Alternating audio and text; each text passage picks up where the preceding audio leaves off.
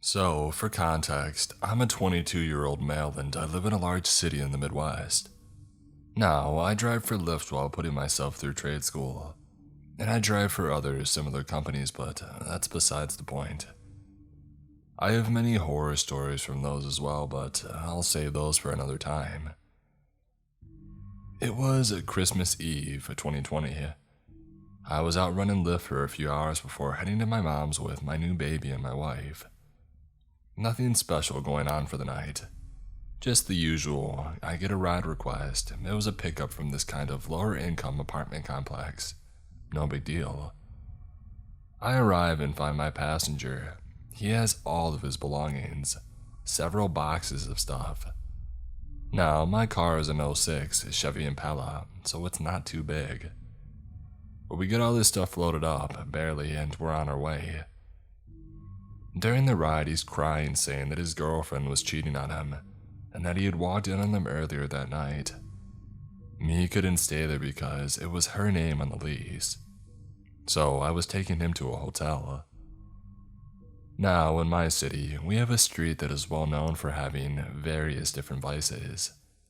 Pretty much everything you can think of, along with some shady motels, the works. So we get to a motel. He asked me to wait for him to check in and to get his key. No problem, man, I say. I'll confess I break the rules a little when it comes to Lyft. I have a gun hidden in a concealed holster secured to the underside of my driver's seat for protection. Reason being, driving Lyft and other contract apps, I've had knives and guns pulled on me, as well as people that have tried to fight me, rob me, and all kinds of other things. But like I said, those are for another time. This motel was on that street that I had mentioned before. Homeless people were everywhere. There was a dude on the far corner of the complex that still had a needle in his arm, passed out against the building. Now, I'm a big fan of true crime and horror narration, so I'm already on edge.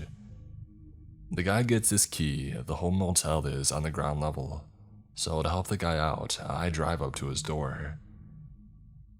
As I mentioned before, he had a lot of stuff, so I started to help him unload some of it. While on my second trip of getting stuff, I saw a guy come out of a room just to the south of my car, followed by two ladies.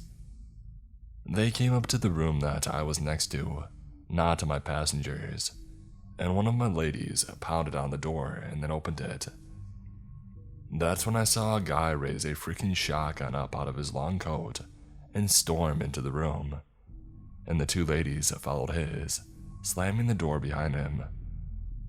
Following, I heard a lot of yelling and shouting. I was just waiting for the shots to ring out. Out of nowhere, my passenger came up behind me. I can take this, man. Go ahead and take off. Have a Merry Christmas. And he gave me a cash tip. I didn't even notice that he took the boxes out of my hands or slid a $5 bill in my pocket. I was frozen. I knew what may have been going down in that room. I had to leave, or at least get to where I could protect myself. I know the guy and both ladies saw me, and I know that they knew that I saw the gun. I had to get out of there. The no witnesses kind of thing. I got in my car and I sped away quickly.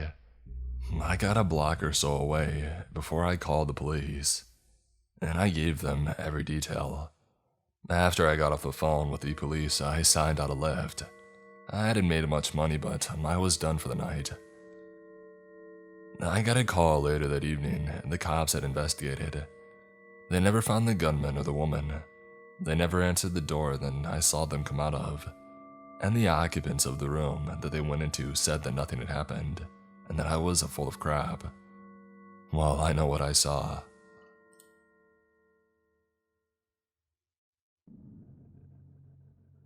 A little info before I start. I'm from Texas, so I don't have many shoes with tread on them. The ones I had gotten too worn and eventually tore, and I needed to buy some new ones. Also, I'm a chubby 5'4" girl, and this happened at around 8 o'clock at night. And this also happened on a very popular and busy street. I live in Chicago for school and I needed to get some things before the polar vortex. The school that I go to is near State Street and I decided to go to Walgreens that was near the Chicago Theater. I had to stop by Target and then go to Walgreens. As I purchased everything and made sure that I had packed in everything, I headed out to the doors. As I walked towards the exit, I noticed a tall man was headed in the same direction at the same time, so I decided to let him go first. But he just stood there staring at me. He didn't make any gestures, but I still thought, oh, maybe he wants to be nice and be a gentleman. So I went ahead first and he followed. I noticed that it had started slushing and I knew I was gonna start sliding everywhere because the boots that I had on had very thin treading on them. So I had to slow down on my walking or I'd fall right on my butt. I start walking and it's at this point that I noticed him walking the same pace as me. I thought that I was in his way, but I also thought that the sidewalk was extremely big and he could easily walk around me. But I still stepped off to the side to see if he would go around or something, but his shadow followed right behind me. I tried walking a little bit faster, but I could already feel myself slipping and losing my balance. He ended up walking a little faster to catch up to me, and soon he was right next to me matching my walking pace. I asked if he needed anything, but he wouldn't say anything back. When I was in front of the theater, he ended up going in front of me and just stopped me right in my tracks. I tried to go to the left of him, but steps in front of me and he cut off my path. I tried to the right and he did the same thing. I paced a little faster and he ended up just circling around me. He ends up blocking my path again and gets a cigarette and just gets right up in my face and tried to light it, but he couldn't because of the slush in the wind. I took that chance to slide away from him, but he kept trying to cut me off while trying to light a cigarette. I made it to the CTA stop to go downstairs, but because he was super tall, he used his massive body to block the stairs in front of me. He was staring me down and I wasn't sure what to do at that point. To my luck though, an older woman was coming through and he let her through. I dashed through the small opening that he made for her and asked if I could stick with her because of my situation. She was super understanding and said of course. I wanted to tell CTA personnel, but of course, there was no one in the booth. We took out our cards at the same time and went through the turnstiles at the same time. He saw that I had partnered up with her and tried to dash to us, but he must have run out of money or something because he didn't go through until a few minutes later. My new friend and I started to make small talk to calm me down a little, and asked what train I was going on and what my stop was. To our surprise, we were headed the same direction with the exact same stop. He followed us down and was still smoking his cig, but that's when the CTA noticed and was walking towards him. He turned around so that he could smoke his cigarette fast, which meant that he had looked away from us. At that point, my train arrived and we both got on. He saw us and tried to catch up to us, but he missed it by a few seconds. We both thought that was a close call. We continued to talk even after we got off our stop, and to my surprise, she basically dropped me off at home because she lived only a block further up ahead of me.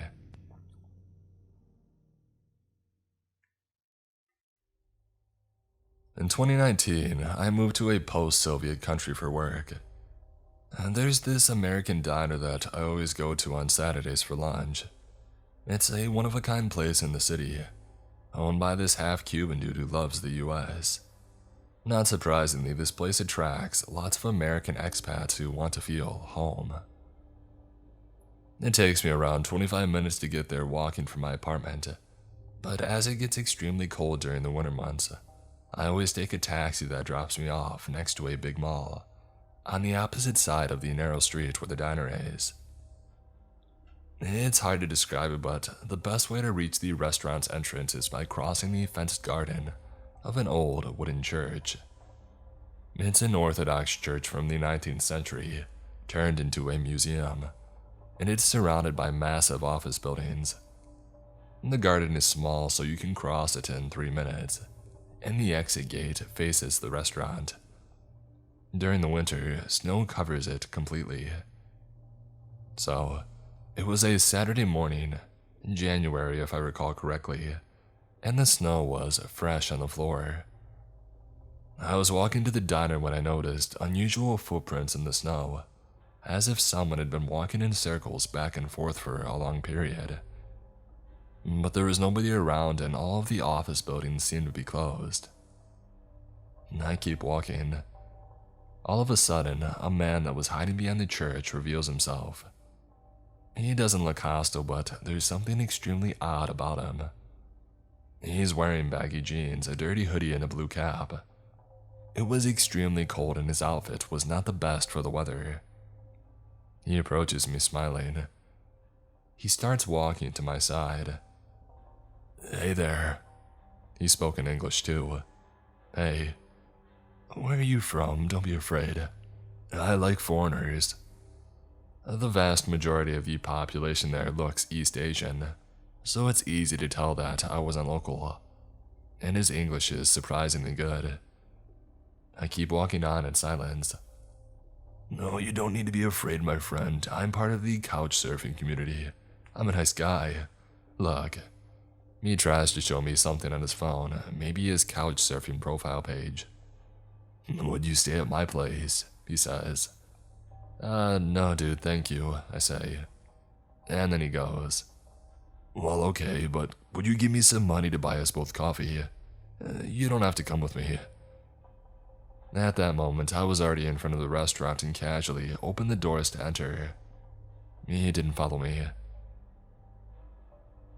2 weeks later, same Saturday routine, lunch at the diner and then back home. On my way, I decided to grab a coffee at a nearby place. As I'm walking to the shop, I feel someone following me. It's him, again, and he's wearing these same clothes. We make eye contact and he starts laughing, and then proceeds to do an extremely creepy thing. He hides behind a bus stop that has glass panels on the sides and keeps staring at me. I could still see him, but he was being a complete creep on purpose. I enter the coffee shop and tell the barista, "Hey, there's a guy following me." The girl looks at me worried and says something to the security guard. It's common to see guards in the shops around here. The guy enters the shop. The moment the door closes behind him, the barista looks at the guard who immediately removes him from the place. They were so fast it almost seemed as if they knew him. Thankfully, I never saw him again after that.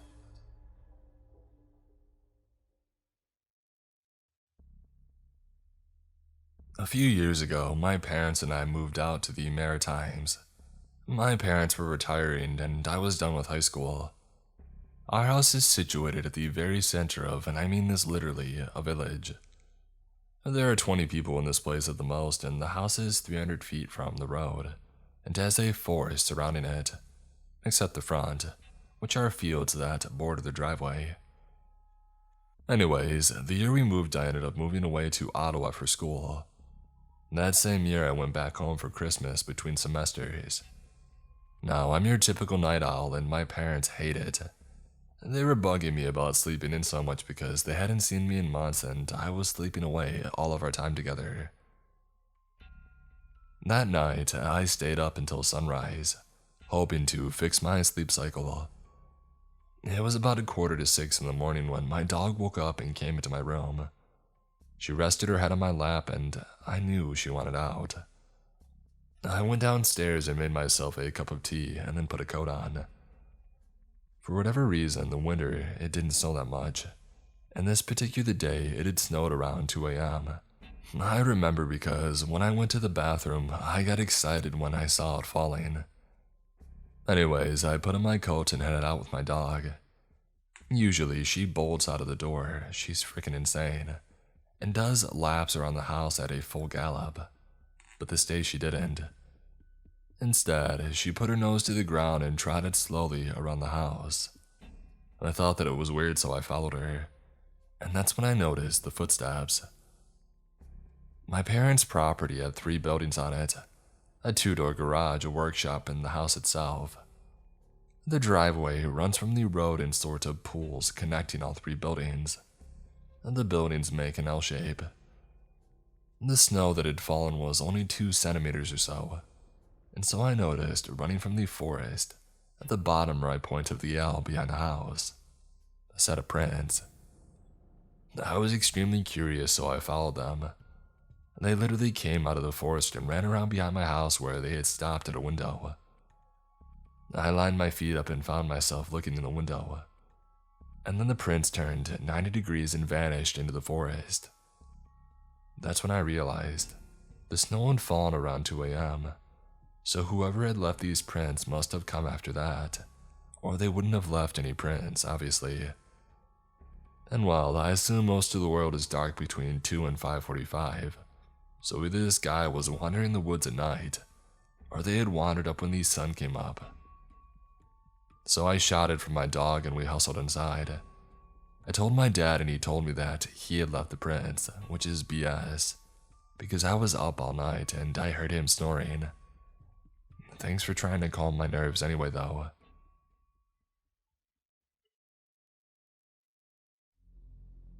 So, I had just moved to New York back in July from Mississippi, and hadn't had any problems living there until this January. So, I go to a high school that's maybe 10 minutes away driving from my house, and I take the bus every day to and from school. Now usually my mom will pick me up from my bus stop and take me home, and I usually only have to wait like a minute or two. This day, I was waiting for like 10 minutes and I called her a couple of times and she didn't answer, so I assumed that she had fallen asleep like she does sometimes, so I decided to walk home. I usually go in a straight line for about 3 streets and then make a right and walk straight down from there. On this day, I was wearing a tank top with a jacket on, Batman pajama pants and old school style Vans. The perfect outfit for walking in the snow, right? Anyways, as I'm walking straight down, I see a man who is out in front of me and walking the same way as me, so I take that right turn early, as I can just walk that way, but it just involves a couple of more turns, because I prefer to be cautious when dealing with other people on the street, especially if I'm all alone. So, as I'm walking down and starting to make the right turn, I see that the man is now walking the opposite way that he was before, and he's now walking towards me, which immediately sets off some big red flags in my head. This guy is probably about 5'11" or 6 feet tall, just wearing a black beanie, a tan jacket, and blue jeans. And I'm a very small girl, only about 5'2", so I knew that if he wanted me, he definitely had a high chance of getting exactly what he wanted. So, I naturally start walking faster, picking up my pace, than I was previously, and turn as he's probably 10 yards away from me at this point. And I'm walking really fast, straight down now. I've been walking for about 5 minutes, turning around to check and see if he had made the turn after me, and I didn't see him until the last time that I had turned around. He made the turn and he was walking straight for me. So at this point, I start speed walking, while I'm also on the verge of a panic attack, and all the adrenaline is kicked in, and then so does he. I stay at the same speed for a couple of minutes so I don't tip him off, and let him know that I can see that he's following me. After that couple of minutes, I see my house, and after seeing it, I just book it from there. But before I do turn around one last time and see that he's still sprinting after me. I finally make it into my house and just start crying as soon as I get inside the door, locking it. Luckily after that, the guy didn't continue to pursue, but still, the entire event has been stuck in my mind forever.